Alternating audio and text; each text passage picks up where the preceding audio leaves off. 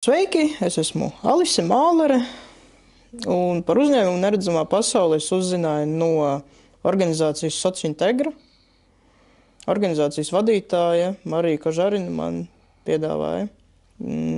Pastāstīja par šo uzņēmumu un teica, ka uzņēmumam ir vajadzīgi gidi. Un tobrīd es jau biju pabeigusi skolu, sāku studēt. Un es domāju, kāpēc gan ne, kāpēc, lai nepastrādātu. Un atnācu uz šo uzņēmumu,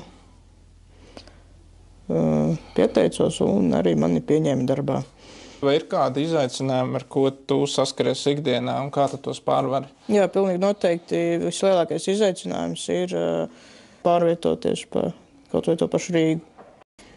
Pieņemsim tādā pašā Ķengaragā.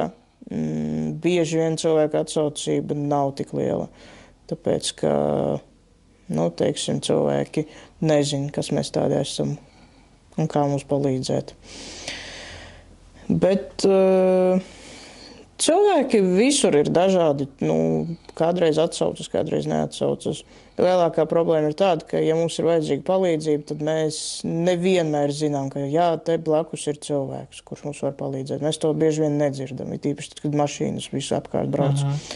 Un tad, ja cilvēki paši pienāk klāt un pajautā, vai jums nevajag palīdzēt, tad viss ok. Ir otra galējības, pārāk izpalīdzīgi cilvēki, kuri pienāk klāt un saka, es zinu, kur tev jāiet, un sāk vest. Un bieži vien viņi ved mūs nepareizi.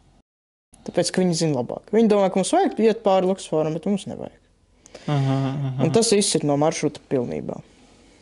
Tad ir jūtama arī kaut kādā mērā tāda pāraprūpe no sabiedrības, jā. Tad vēl runājot nedaudz par sabiedrību, par sabiedrības attieksmi. Vai ir kādi stereotipi, ar kuriem tu esi saskārusies un ar kā tu ar tiem tiec galā? Pirmais stereotips, ar ko es saskaros, ņemot vērā, ka mēs, ja pārvietojamies ar asistentu, un vienalga, vai tas ir puisis vai meitene, mēs turamies vai nu pie pleca, vai nu pie rokas, kā kuram ērtāk, vai zem rokas. Un bieži vien es esmu dzirdējusi komentārus, tad, kad es eju ar draudzeni kopā, kas mani ved, tad es esmu dzirdējusi komentārus, ka mums ir attiecības un mēs esam netradicionāli orientētas. Vai arī es eju ar krietni vecāku vīrieti par sevi, kurš man asistē, un tad ir kaut kādi komentāri, kā viņi ar tik vecu var būt kopā. Bet tas ir pirmais stereotips. Otrs stereotips atkal ir tāds, ka cilvēki ar redzes traucējumiem veido attiecības tikai viens ar otru, neizejot ārā no šī sava burbuļa, teiksim. Ļoti bieži es te tagad arī cīnos ar... No vienas puses mēs paši šo stereotipu veicinājām. Daži neredzīgi atklāti teica, ka mēs neesam vajadzīgi redzīgiem attiecību līmenī.